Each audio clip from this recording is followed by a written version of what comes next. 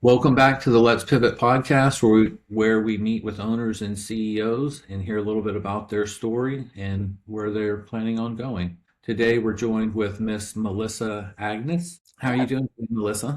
I'm well, Chuck. Thanks for having me. Yeah, thanks for coming on. So, a little bit about you. Like, why did you decide to go out on your own and go through the trouble of starting your own business and creating those extra problems for yourself? What started your journey? Wow. Okay. So, journey started a long time ago. I've been an entrepreneur since I was 21. I am now 40. So, it's been a minute.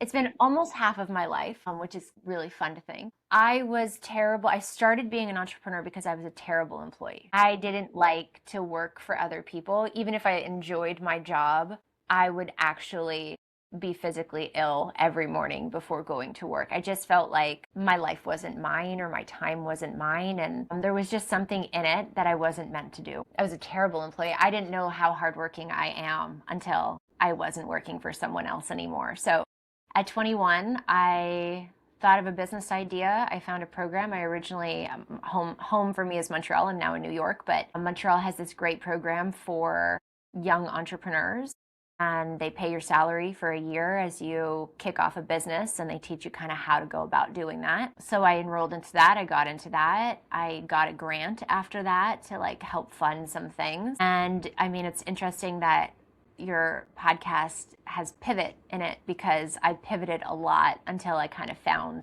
my way. So finding my way for me was crisis communication. I stumbled upon it like 15 years ago. And yeah, 15, 16 years ago. And I discovered that I had a natural aptitude. I also discovered at the same time that I have a zero tolerance for needlessly creating pain and suffering in the world. I think that's the easiest way to say that. And I realized that leaders of our world in all different fields and industries and disciplines, hold on, excuse me, hadn't been taught really how to rise and lead in the times when they were actually scared and when their constituents or their stakeholders, their communities were scared too. So times of crisis. And so my career began in that. I started a podcast. My podcast at the time was the first in the world to start talking about the issues that I was talking about the way that I was talking about them. So being the first creates a lot of opportunity. So I created a consultancy out of that, which grew to thought leadership, which grew to certification company. So I certified now my company. I don't necessarily do it anymore, but my company certifies in crisis comms.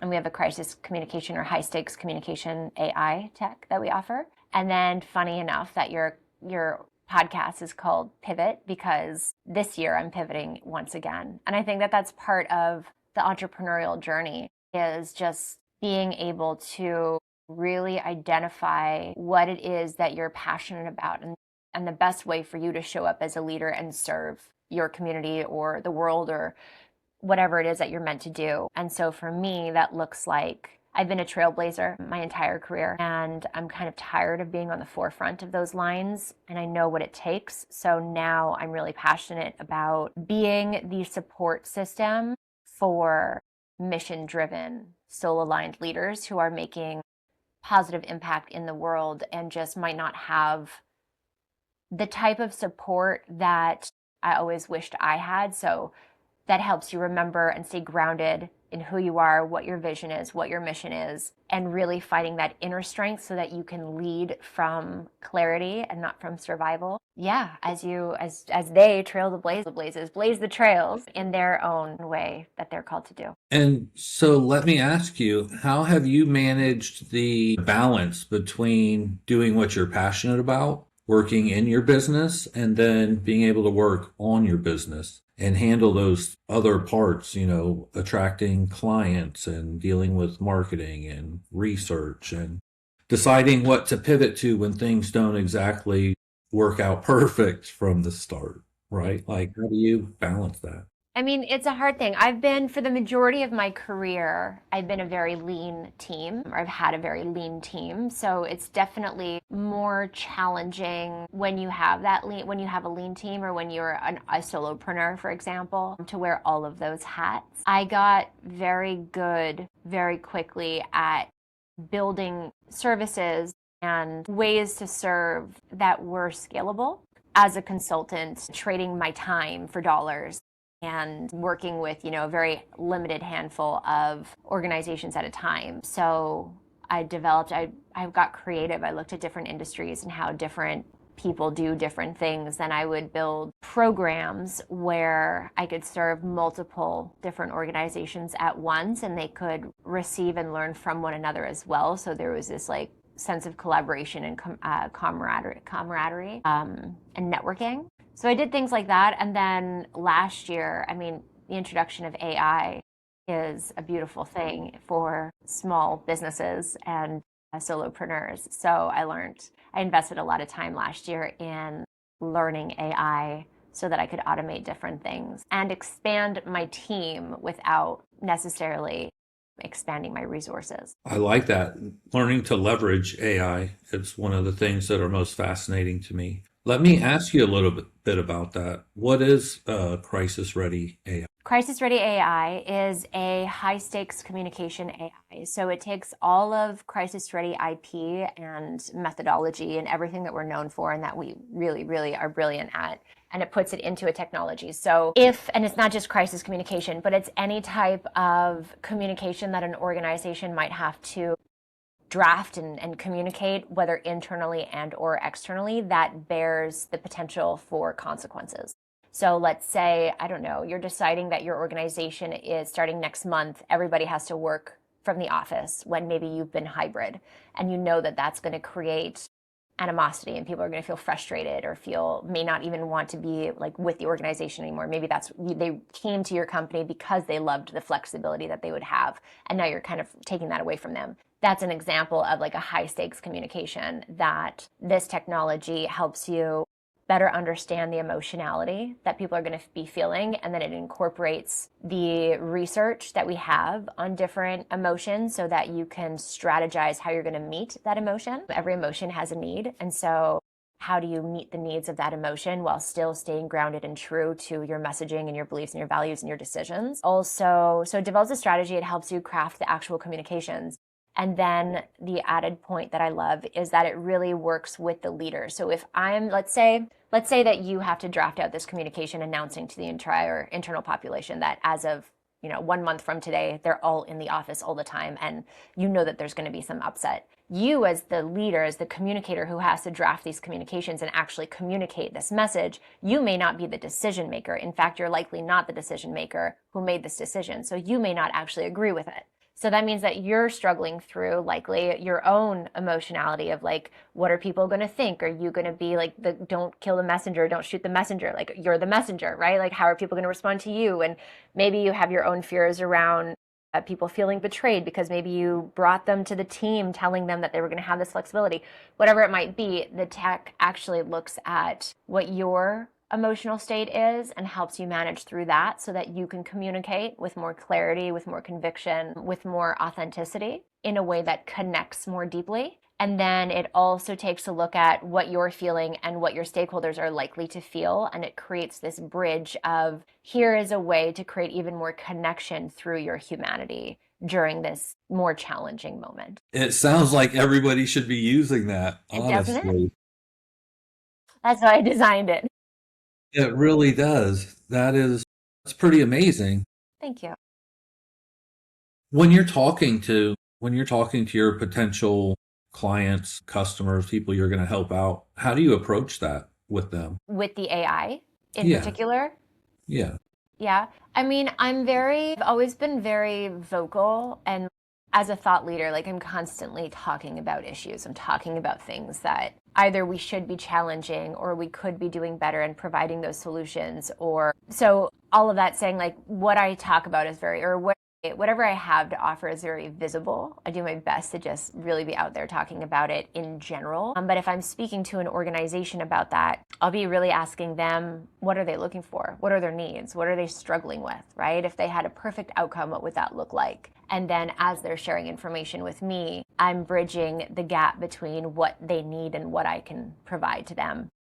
and helping them truly find the right solution for themselves, right? Hopefully I've designed something that's useful and that it relieves some of their stress and the loads off their shoulders. And yeah, and we kind of just explore that together. Okay. And are you seeing other automations that are used?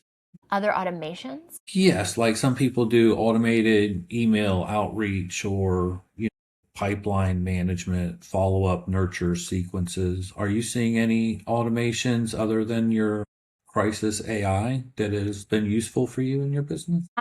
I don't tend to do, I mean, I think that every tech now is coming out with some different AIs. So the other day, I use Superhuman in my emails. I don't know if you're familiar with it. And you can like send out an email and then tell the email Superhuman to bring that email back to the forefront of your attention in a week, for example, if you haven't had a response. So that Superhuman's always done that. But last week, as an email came back and I was to do a follow-up, I went to draft the follow-up and it drafted it for me. And so then I was like, oh, isn't this interesting? And of course you read it and you tweak it and whatever. So I feel like automations are just starting to be second nature and will continue to be so. What I love is just creating custom GPTs and different things to help increase my thought, the speed of my thought processes, and automating things like every morning, for example, I'm on LinkedIn and Instagram at 9 a.m. Eastern doing a morning live with Melissa Agnes, where it's 30 minutes. It's a grounding practice. It's a thoughtful practice so that people just can really step into their power for the day. And once I finish that, I grab the transcript, I throw that into my custom GPT, and it spits out my YouTube description and keywords, the title, it's the podcast description and title, keywords, and the same for LinkedIn. And so it takes me about 20 minutes now to take one product and then go and disseminate it versus what it probably would have taken me like 2 hours regularly every day without AI. Right. Awesome. Awesome. Well, let me ask you, where are you going to? Where do you grow to from here? You mentioned pivoting. What does the future look like? What does the future look like? I'm still kind of figuring that out with regards to this particular business. I will continue to increase serving mission-driven leaders and really being that support system for them as they go and tackle the huge missions that are on their hearts that create, massively positive impact in the world. So right now, that looks like one-to-one coaching. And I'm really, really having fun with that. But eventually, the way my brain works is, how do I scale? How do I scale this? How do I have more impact? How do I reach more people? So we'll see. Kind of And just taking it easy with it. you seem to be already pretty on the cutting edge of the new technology coming out. There's a lot of talk. I've talked to a lot of people about using AI to create courses and things like that. What are your thoughts on that? Is that something that you've looked at? Is that something that you plan on doing? Not at the moment. I have a partner his team is really starting to do that. So I'm having fun in just kind of watching them explore that. I have 2 programs. I have the crisis communication certification that's already created, so I don't need AI to automate that or to do anything with that. And then I have another visionary leadership or transformational leadership certification that I still love to give live. I do twice a year. So eventually, maybe, but I'm also kind of feeling like people can use AI right now to learn anything in any kind of way that they prefer to learn it. So is it worthwhile to keep adding courses out there and adding things like that when somebody can just go into AI and learn it themselves? So I'm kind of just waiting to see a little bit where the needs land. Which way the ball bounces? Yeah, where the gaps. Right now I know that AI can't bring the human. It can't bring the energy. It can't teach the things that I teach the way that I teach them because it's very somatic, it's very energetic. And so for me, it's how do I provide that live touch point so that people still are dealing with human while using AI to support the systems behind the scenes so that I could scale more and scale faster without necessarily needing to expend on like additional resources. Love it. I love it. Well, before I let you get out of here today, Miss Melissa, what's your biggest piece of advice? What is the one thing that they should know? What is your In terms of tech or in terms of entrepreneurship? in terms of entrepreneurship for In sure? terms of entrepreneurship is follow the highest vibration. The thing that lights you up is the thing that the world needs from you. And I'm currently listening to a book. I looked for my phone. I don't have my phone on me. I can't remember who it's by, and I'm terrible for that. So if you could maybe include in the show notes to give them credit, 10x is easier than 2x.